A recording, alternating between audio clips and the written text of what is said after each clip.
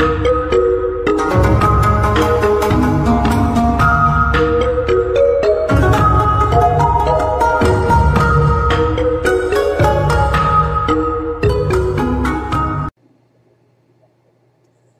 and welcome back to another episode of International Immersion, a podcast where we seek to connect various people, cultures, ideas, and bring them together to allow people to learn about the world and the various concepts, ideas, and thoughts that make up the population of this planet.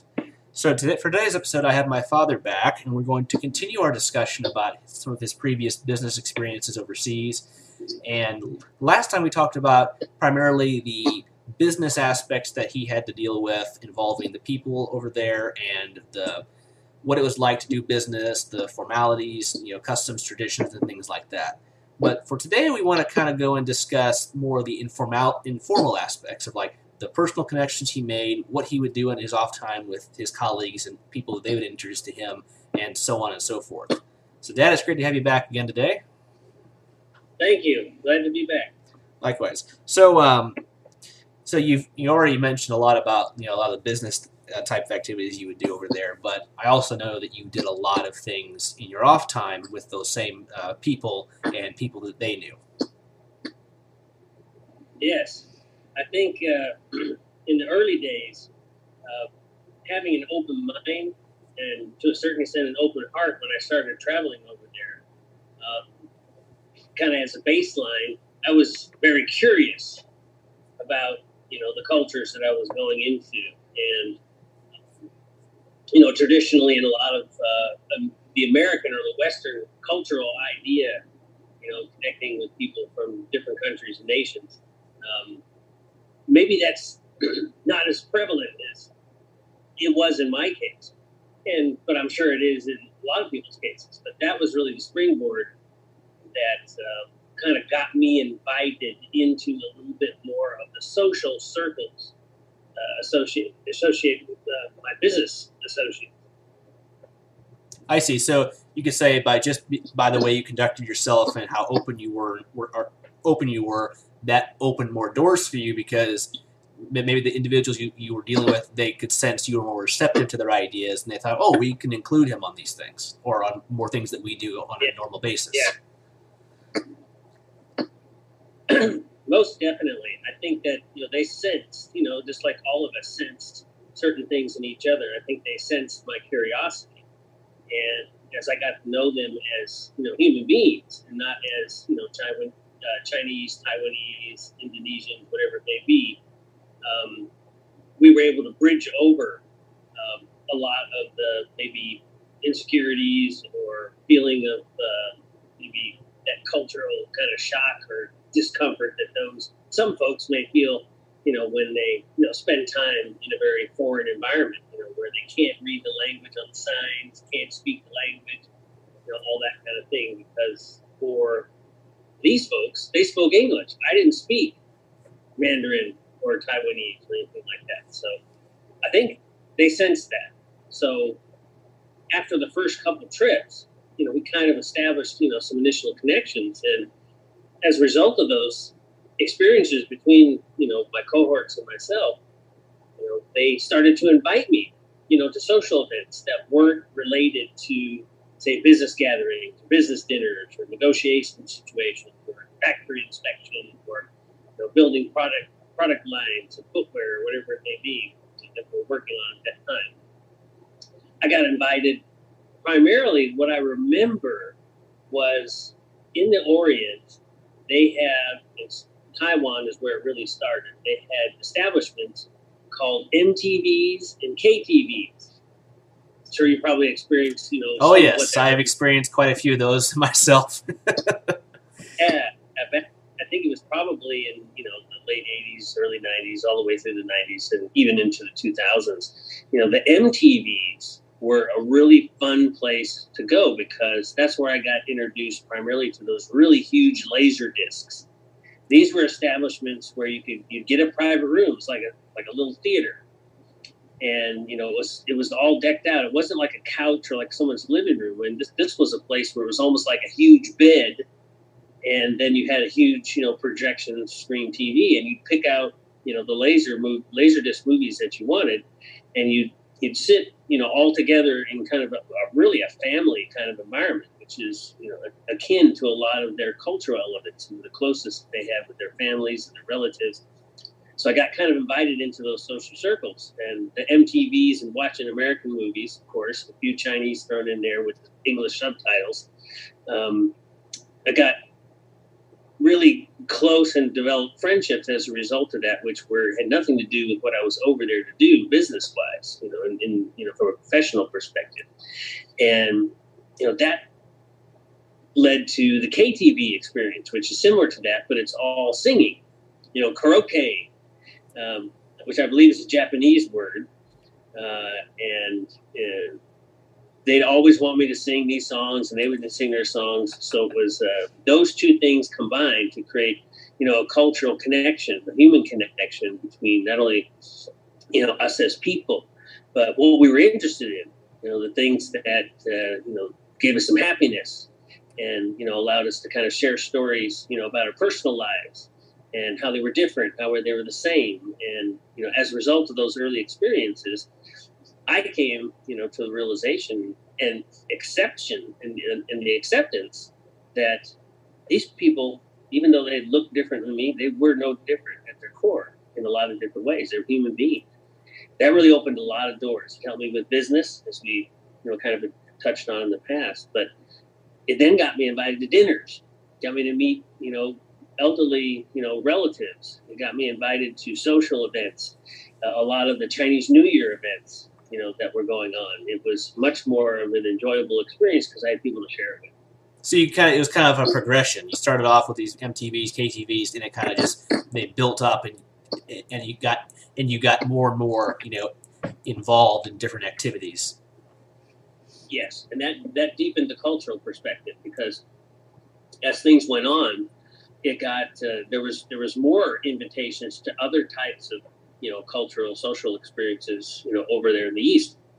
One of the most notable stories was, a quote weekend trip, leave on Saturday night, come back on Sunday night to Taiwan Sun Moon Lake, which is probably about halfway down between Taichung and Kaohsiung on the island of Taiwan. It's a large market area. Obviously, there's residential things and stuff there as well, but there's a large market. There's a huge temple. It's probably, in their culture, was my kind of observation that it was Buddhist as well as Taoist, from the different, philosophical and religious perspectives, that they kind of connect to over there. So it was kind of a combo of that. And I remember walking up the steps to that particular temple. It was huge. There was these enormous red lions on each side, which is also another very common kind of feature to a lot of those sacred places for them, guardians, so to speak. And then in the temple themselves, there's the traditional, the incense burning for ancestry and ancestors who have passed on, as well as traditional burning of money. Ancestors got to have something to spend in the afterlife.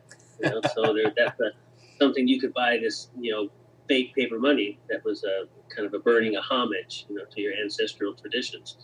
And then, in that same temple, there was a large area where they had sacred Buddhist and Taoist texts. And it was really funny, because I asked one of the people that I'd become friends with there, I said, "What does this say?" And he just looked at me kind of with this puzzled look on his face. He goes, "Very difficult to translate." So that was quite a, well, that was a major realization, because it showed me that that there was a language can be a barrier when it comes to the sophistication of philosophical ideas, esoteric ideas. But the more that I was able to kind of help them with English, because there was real fun things that they liked. If they didn't have an English name, they wanted me to give them an English name. It kind of got to that level of, personalization and connection. So in that respect, I got to kind of have a little bit more of a literal translation of some of their philosophical and esoteric ideas, which really opened my mind, and I'm personally interested in them. in a lot of that. So it was quite satisfying. To the point where I was able to actually, take a taxi, with a card with the directions in Chinese, to go to some of those places myself. So it opened up a door where I could kind of have a certain independence in that situation that was very different than, maybe a lot of people who just travel there, to do microchips, or import business or whatever. So that was huge for me. But Sun Moon Lake was also a market. It was the first time I ever saw a giant bottle of some type of liquor that had all kinds of insects like bees and grasshoppers and all kinds of stuff at the bottom that's almost like a sediment. And I asked them, I said, why do you put that stuff in the liquor? And they just kind of chuckled and said, it's good for man's health. Yeah, when I was over in China, there were places where they had that, and sometimes they'd have snakes and other things. Yeah, and I was told the exact same thing. So that was always something to chuckle about, and at the same time be a little like ooh about. Suffice to say that I did not try it at that point in time. A lot of the the alcoholic beverages that they had over there, one in particular called Gaoyang, which is like a liqueur. I did not like them at all, but they would.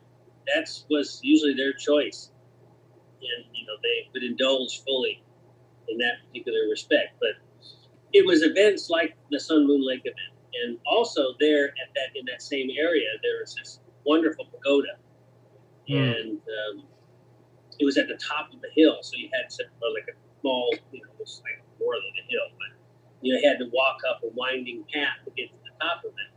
And, it was beautiful. It was typical of a lot of the type of ornate structures like that you'd see in the East. But this one had been there for quite some time, and it really wasn't open to the public. But with the folks that I was with, got to go to the top. And it was one of those things that kind of extended into the low clouds. And, pretty common at certain times of the year, over in Taiwan. So you're standing at the top of this pagoda, and you're kind of looking into this white sea of clouds. And it's comparable, to the experiences that, we would have in, any area of the United States, wherever we're from. But you get the sense, the feeling that you're someplace different. And it's not just geographical.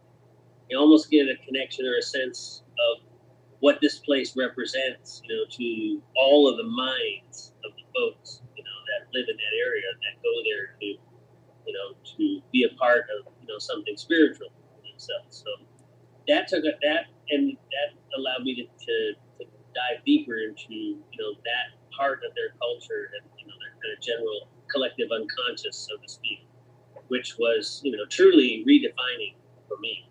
No, that's amazing. I think that's one important factor that a lot of people may have difficulty with is kind of, for lack of a better way, kind of surrendering to the local environment, kind of just doing what the locals do, being willing to go where they want to go, and these other things. And all of those things, will definitely give you a huge advantage and allow you to better immerse yourself. Whereas people who can't do that or who are resistant to it for whatever reason or reasons, that's why they can't bridge that gap nearly as well. And I personally have seen this.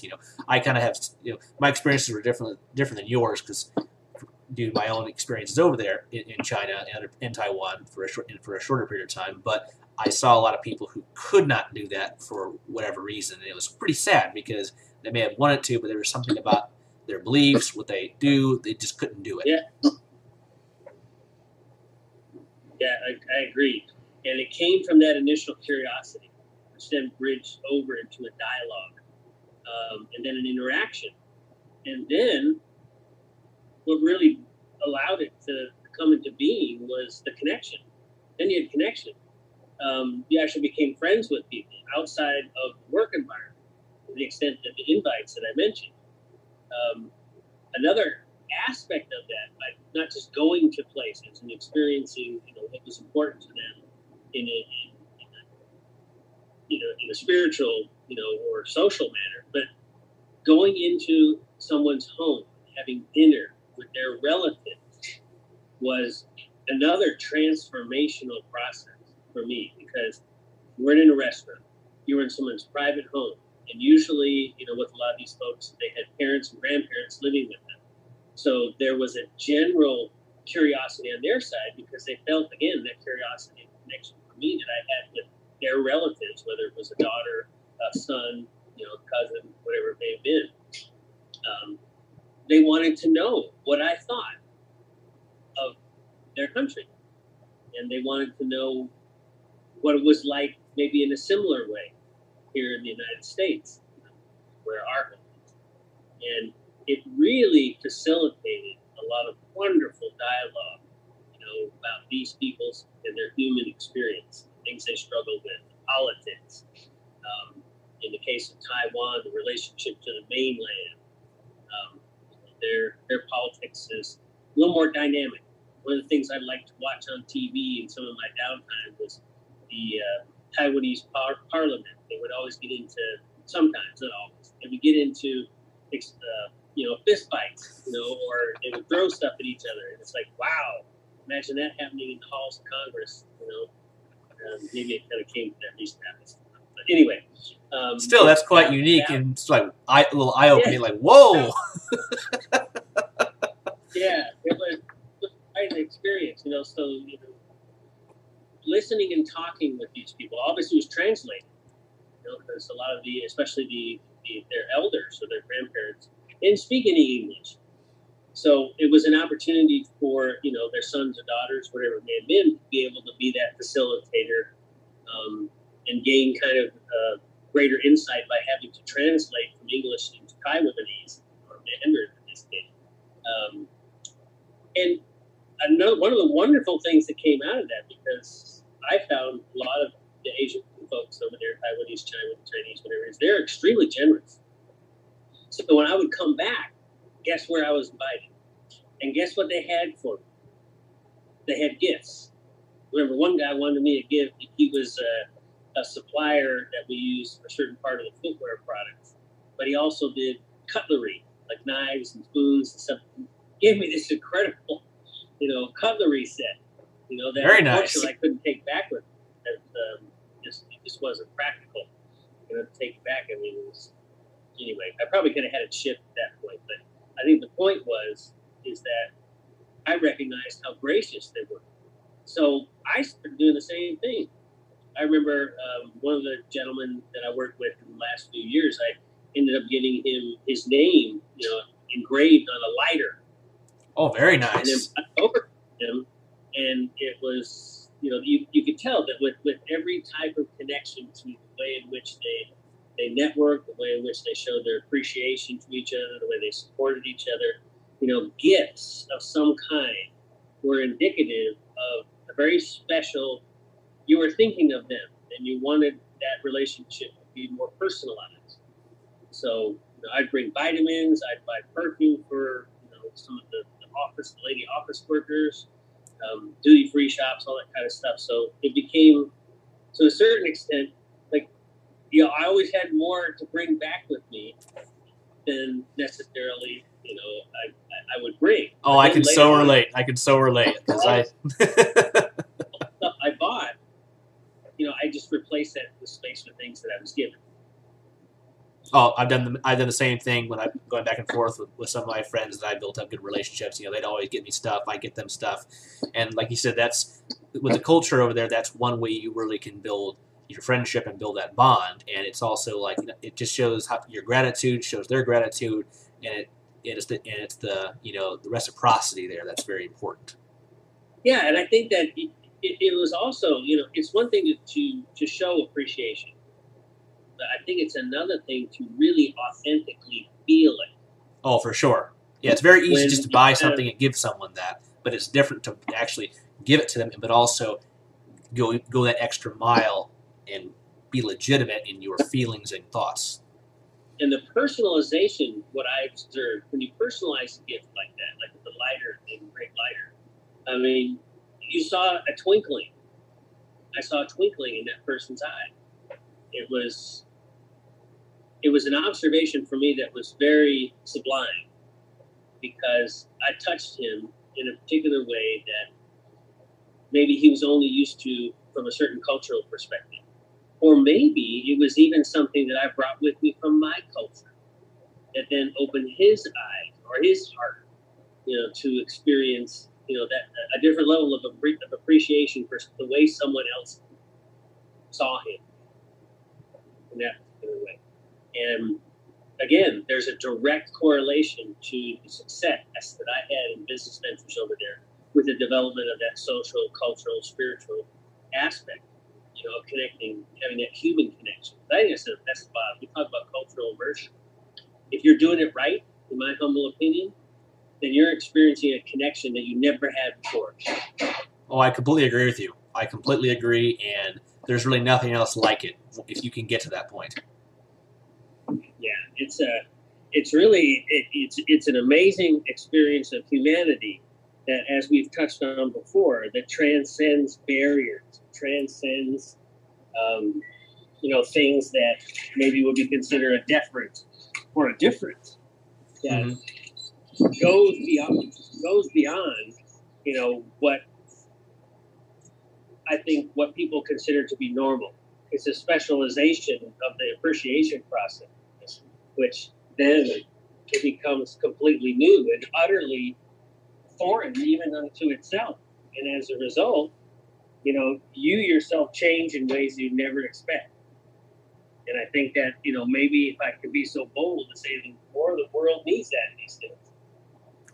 I completely agree with you. I think if everybody traveled, if everybody spent time outside of where they're from and went to different countries and made friends overseas, this world would be a much better place and a lot less polarized and a lot less, mutually misunderstanding, because people could relate and they'd all realize, hey, people everywhere are practically the same. They all want the same things. It's just they may go about them in different ways. Yeah, most certainly. And I would have to say that, a lot of what maybe I may be labeled as liberal ideas, came from that experience, because I didn't see any difference. I didn't see a need to tolerate something. I felt curious enough to be able to have that immersion connection, to something that was totally foreign to me. But then on the other side of that initial observation, initial experience, was similarity.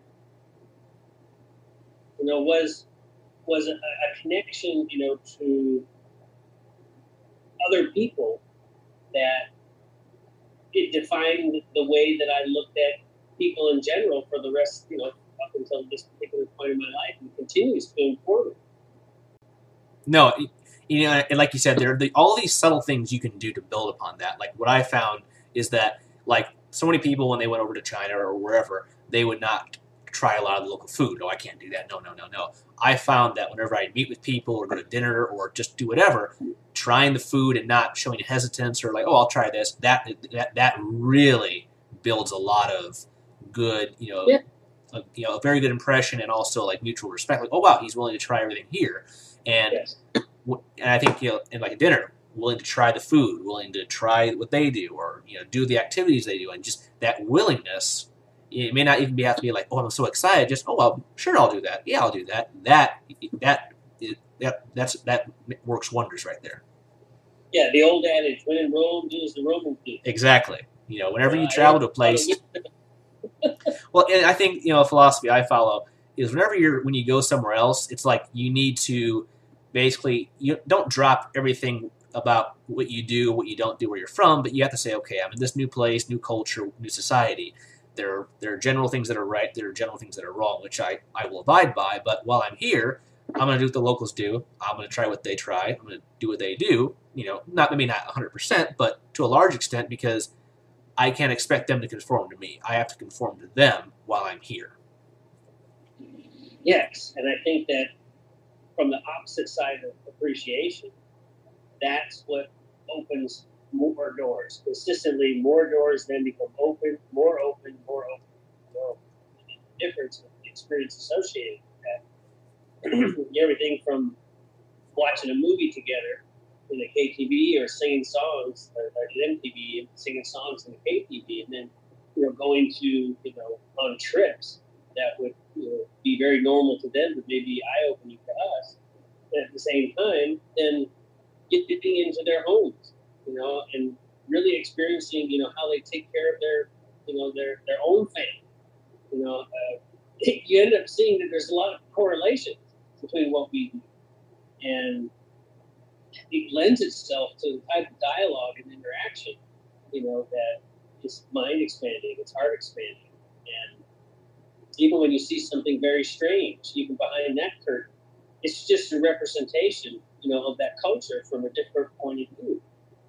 I started coming back from a lot of trips and seeing a lot of similarities and things that were culturally related to the United States, which to the West in general. And I was like, oh, there's really not that difference between a big bottle of liquor with a bunch of bees and grasshoppers than it is a tequila bottle with a worm in the bottle. Yeah, same concept or same relation. Yeah, very much so. And like you said, the more you go and the more you experience, the more you can draw correlations. Oh, that's pretty similar. Or that they do this way, we do the same thing in this way, but the end result's the same. Yeah, it begs the question of why the difference to begin with. I mean, going to get a little bit little esoteric. Maybe the difference is so that we can see beyond the difference. No, and that's where a lot of people have problems. They can't see beyond what they do or what they think they can do, and they can't accept what others do. And you can see that active right now with a lot of things going on in the world. But if people actually went out and did more, and especially at a younger age, I think that's also important. The younger you are, the more willing and able I think you are to accept new things, as you did and as I have done. But on one side of it, I went overseas with a gentleman who never been over there before, and in stark contrast to what we've been talking about, this guy, after the first or second day, was so terrified of the difference over there, he never left to go do any business-related things from the taxi. And they had to send him home. It was almost like he was having a nervous breakdown. Oh, that's so sad to hear. But it was a sight to behold. It's just that he for whatever reasons, he just couldn't handle it. He couldn't handle it. It was just too much of a difference. It was too much strangeness. Too much, I guess, insecurity as to, what he was used to. My experience was that even in times that seemed dangerous or threatening or whatever it may be, because those times did come up on a number of different occasions, it was more so, is it really this? Or is this my reaction to it based on what I don't understand about it? That's exactly what it was. When I came to understand it, it didn't mean that any threat or danger wasn't real, but the fear went away. The fear became more of a choice. And as you were saying, you kind of see that escalation of how you could get more deeply involved in things, and as you get more deeply involved in things, more things, both positive and negative, can arise, as you've hinted at. Right. You have more choices. But at the same time, doesn't mean that you shouldn't be prudent, gauge common sense, and protect yourself. Of course, yeah. Use good judgment. You have a good moral character and everything. But those are the standards everyone should abide by. This is a great springboard to another thing that was very significant, which was if you in those environments and you're the only one. You're the only white person in a particular situation. You draw attention. It creates a greater awareness about maybe how some other ethnic groups here in the West or any part of the world feel. So you get a direct experience of what it's like to be a minority. Yep, exactly. If these folks recognize, that you have this, immersive connection, they're not going to necessarily look at you as an outsider. You're going to gain their respect. This person is willing to immerse themselves in our experience, even if it would be something that is totally alien, to what we may normally do or even necessarily be drawn to. Again, it's just another example, of transcending those differences to the point where you recognize in yourself that yes, we're separated by things, but at the end of the day, we're really not. No, right on. Right on. You hit the nail right in the head. I mean, we're all the same at the end of the day. It's just how we do things and where we are from and what our histories and what our cultures kind of have created in our own areas or countries, however you want to describe it. So no. And that kind of leads into another interesting point with you've given some good examples and stories, and as you've mentioned, we'll talk about other things later in future episodes, but you kind of see, like I said, you see the escalation of the engagement and the immersion, and eventually you get to the point where they may take you out to things where this is something that I wouldn't expect they'd ask me to do. Yeah, they take you to restaurants that normally wouldn't take their business visitors. And those were very interesting experiences. Or markets, like the Sun Moon Lake experience, or, sacred sites, temples, things that are commonplace over there, but they're not commonplace here. We talked about in the family homes. That was the most revealing. And then, that coupled with what you're doing in your business pursuits, it creates a trust. Because we know James, we know Sean. They are curious enough to be a little bit more involved in our lives or our experience of life than, say, this group of folks that comes over here regularly. We trust them. So you end up getting business opportunities that you wouldn't have had, I think. And like you said, especially in Asia, and from my own experience, that the trust and that personal relationship is so heavily valued. It's valued here in the U.S., but it holds even more weight over there. Especially and the loss of face too, because once I learned that, it was even in the social situations, there was always a consciousness about the way people were perceived and that the way that they wanted to be respected. I kind of used humor to bridge that, and it was great because I always had the ability to be able to act like a crazy American or whatever, but to turn it into a humorous situation where everyone could laugh at it. And it wasn't like I was making a disparagement against a person or what they did or the things that they enjoyed. It was always like, wow, man, I must be some really crazy American to be involved with you in this. And it was always created, a sense of humor and levity. And that bridges, I learned that bridged a lot of things regardless of culture. And that's one thing I think a lot of people don't realize is how useful humor and having a sense of humor is so useful. It can diffuse so many situations and so many tense spots that you can involve yourself in. If they don't know you and trust you, they can be very offended. Exactly. And also you're hitting that, face is so important in Taiwan, China, and other places that for Americans, it's kind of it's very abnormal to learn how you should, how to give face, just receive, how you give and receive face. But if you don't have to master it, but if you can at least understand it and know how to apply it, even very lightly, that can really show, oh wow, he actually knows how to do this, which we value. That's great. Yeah. But that goes over the head of a lot of people. Yeah, absolutely. It's a sign of respect that they, as much as you may get close to them, you still respect them. And you still know what lines can't be crossed, at least in a particular way. And that goes a long way. I just learned so much about, that trust element, that you can be as crazy. And they'll invite you into situations as a result of that trust, that, are like what stays in Vegas, or what you do in Vegas stays in Vegas. Oh, yeah. Because that could expose people in a way, I'm not speaking about one particular thing, but I'm just saying that, they become vulnerable to you. And when you cross that vulnerability line through the cultural lenses and the social lenses of another, society, another, ancient society like Asia, you've gotten close to the source. No, well spoken, and I completely agree with you. Yeah, and that's one thing. It's and I think it's, once they invite you to things that maybe they're not so eager to have other people know, like clubbing, partying, things that are a little more crazy, and they are willing to take you or invite you, that shows that they, if not really trust you, they have enough respect and trust that they, are willing to let you do that.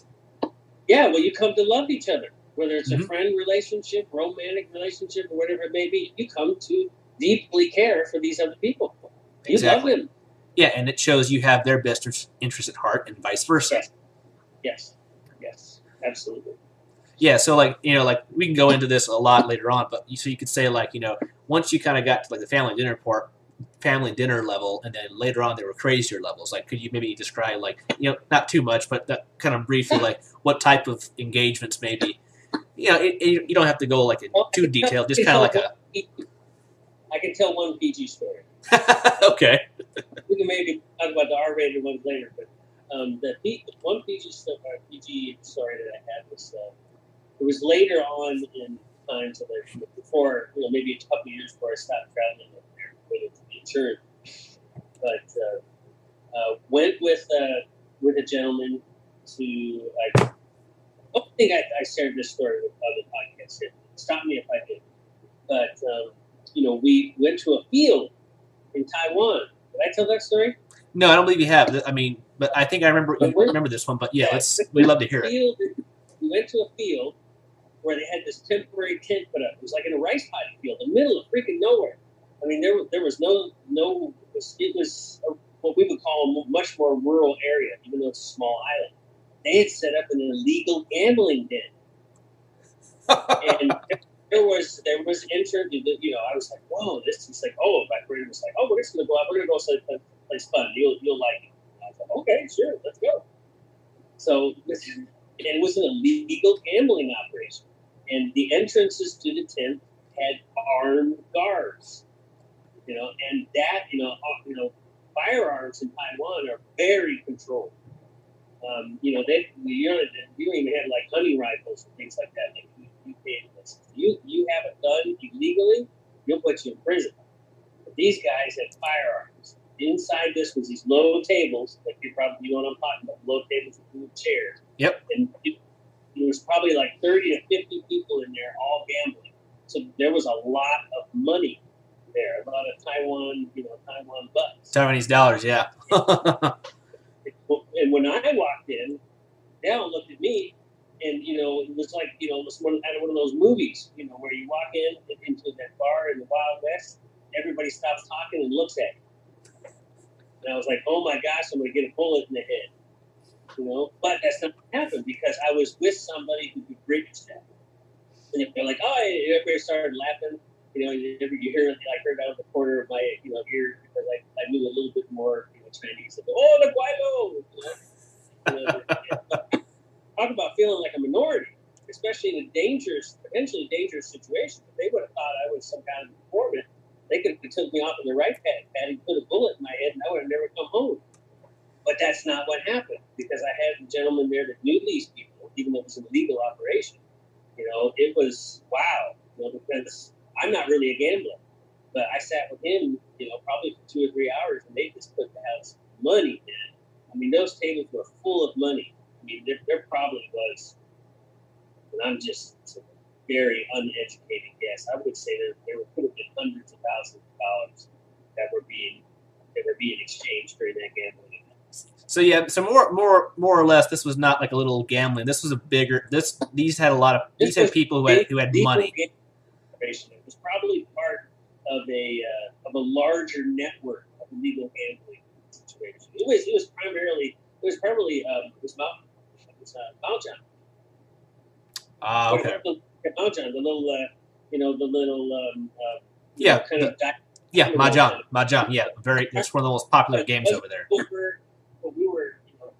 we're used to here in the States in terms of gambling, traditional Las Vegas like gambling. This was Mahjong, and that's pretty much what I remember. And these people, of course, there was alcohol involved. They're not really any illegal drugs over there that I noticed, but there's a lot of alcohol. There's a lot of yelling.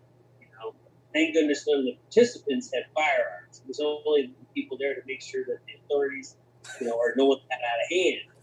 Because the dudes looked like automatons. They were just standing there.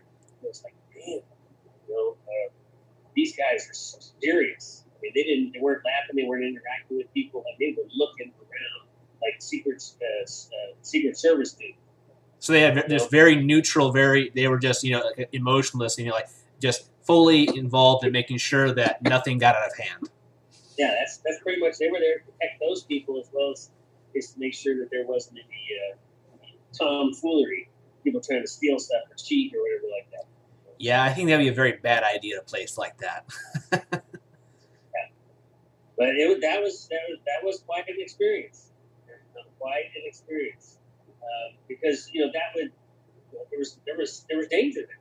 There was definitely danger, but because I had that connection, because I had that human, I established a friendship with this gentleman to a great degree. It was almost like from like a mafia perspective, I was protected while I was there. Nobody screwed with me. Nobody messed with me at all.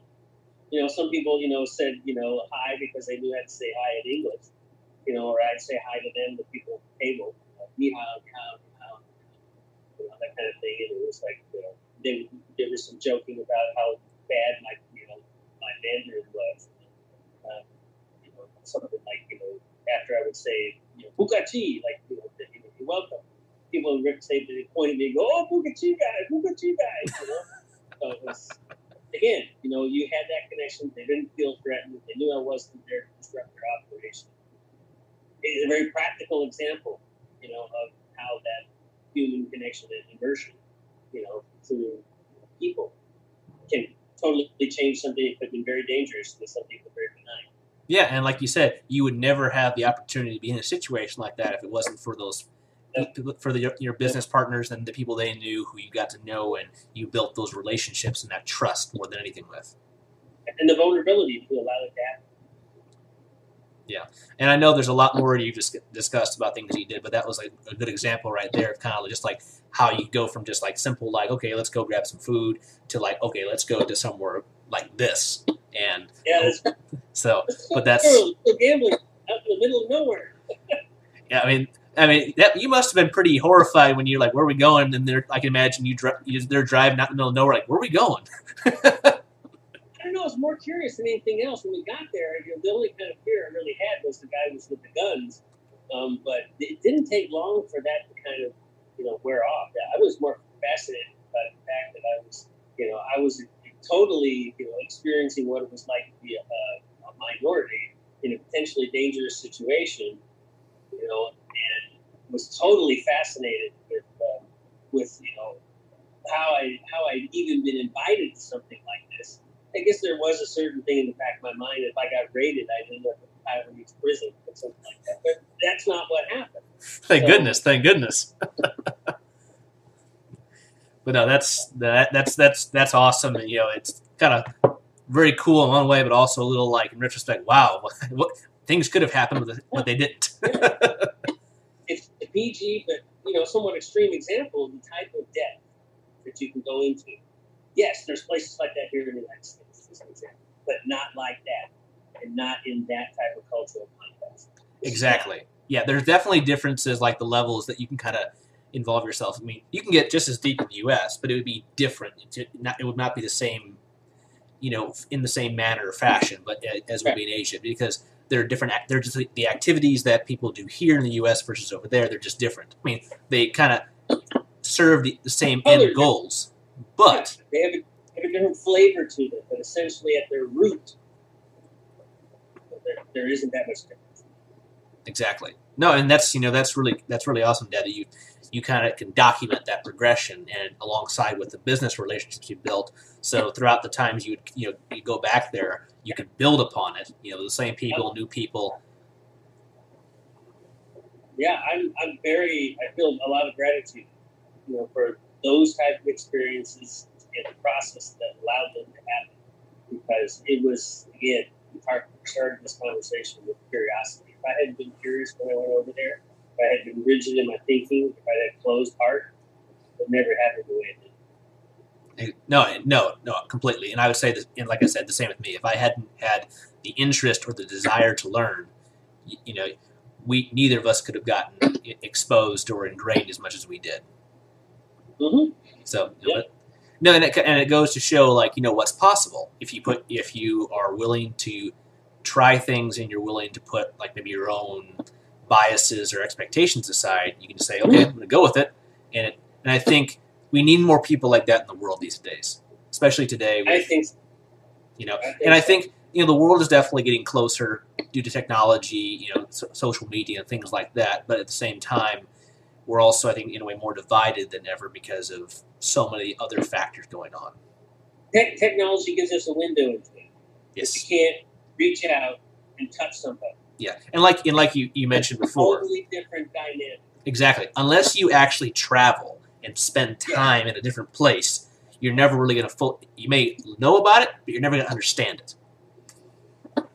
You're never going to feel it on a very deep gut level.